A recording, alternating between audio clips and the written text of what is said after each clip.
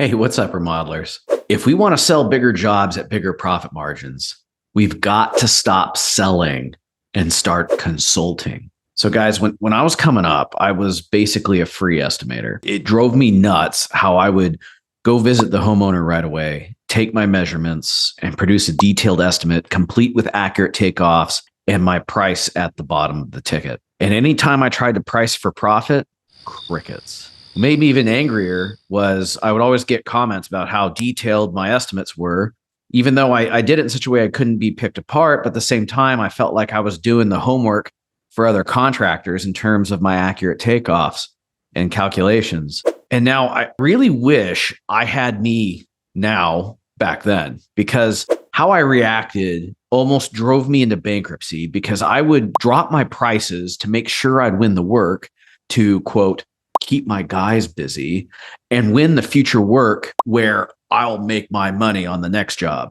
Anyhow, about a year of being punched in the face by underbid jobs or getting ghosted when I did get a bid taught me this framework that I discovered. And it allowed me to actually start competing. Starvation has a way of focusing your attention. Hey, remodelers, Lane Bolin here with the Remodel Profit Podcast. If you're getting value from our podcast or vlog, would you do me a favor and mash the like button and the subscribe button? It really helps out our channel. We're on a mission here to end the 96% failure rate for contractors on a 10-year period, and it really helps us get the message out. Thanks. After a year of taking some really big losses on big projects, it struck me that all my problems in build came from an incomplete design. And the incomplete design came from an underbid job because there just wasn't enough budget to do it right.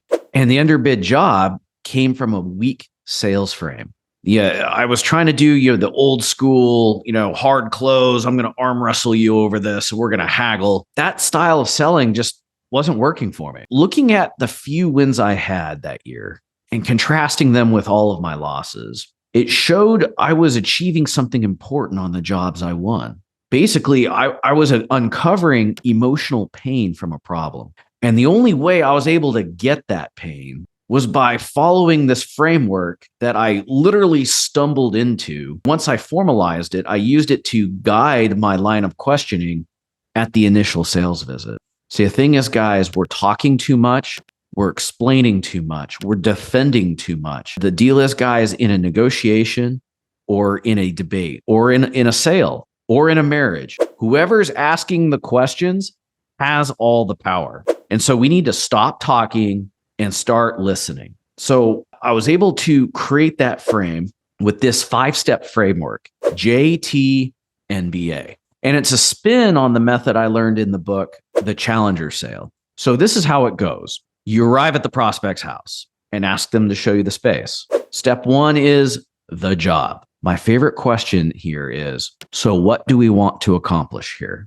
Let them talk. Just, don't be awkward about it, but let them talk. And follow up with a deeper probe.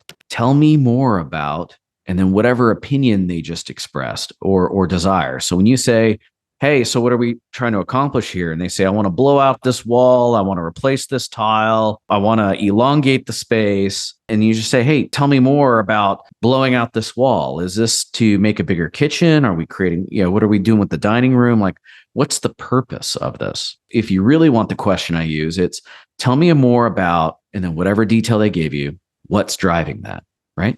And then once they answer that, your next question is, well, how long have you known you wanted to change? And then insert the project. How long have you known you wanted to change this kitchen? That's going to feed into step 2, which is timeline. So we know how long they wanted to change it. So now I like to follow up on that next question. This is so natural. Karen, I totally get why you want to change your kitchen, but why is that so important right now? When would you ideally want to see this finished, cleaned up, and delivered? You'll notice there's a little framework inside this framework that I always ask compound questions. You would never get away with this in a court of law. But what I like to do is I like to ask an obvious, surface level, non-emotional, innocent, and relevant normal question, and then immediately follow that up with my real question, which is to get at their emotional state, which leads us to step 3. If they give us a date there's got to be something behind that date. So my go-to question after they give me a date on that is, Karen, is that date arbitrary? Or is there an event driving this hard stop? So if it's arbitrary, fine. You swung for the fences and you missed. More often than not, they'll say, oh, I got a party. Oh, I like to entertain. Oh, this is where you're going to get the emotional need from these people. Okay.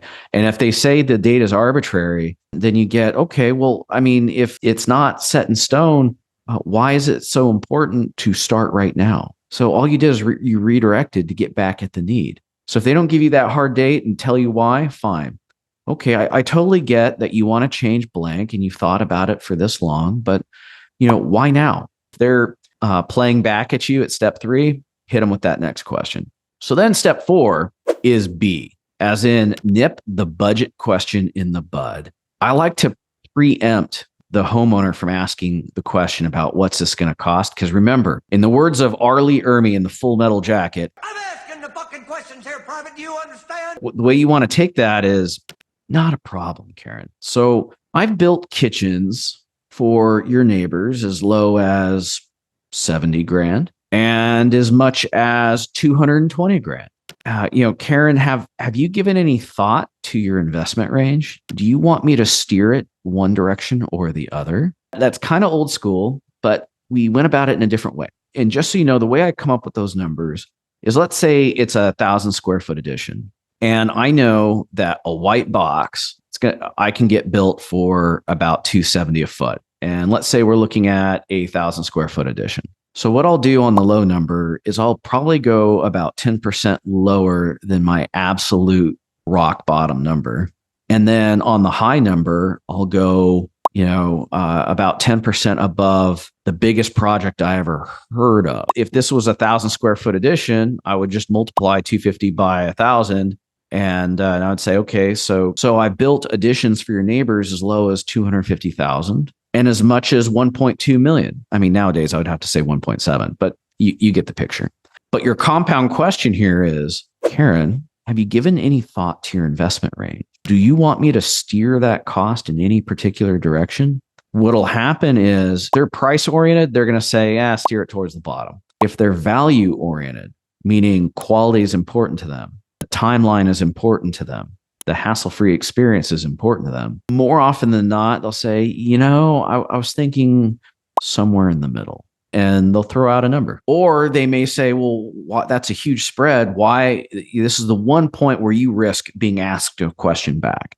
And they'll say, well, what's the difference between a $250,000 edition and a $1.2 million edition? I want you to have this response canned. It's a huge spread because of the hundreds of design decisions and material selections that go into planning and pricing a project like this. Anyone who tells you otherwise is simply trying to get you under contract with a number that sounds good, knowing they'll change order you into the poorhouse later. Does that make sense, Karen? So yeah, we had to do a little bit of defending there, but we take the power back by asking a question if what we just explained made sense, which then allows us to move into step 5, which is A.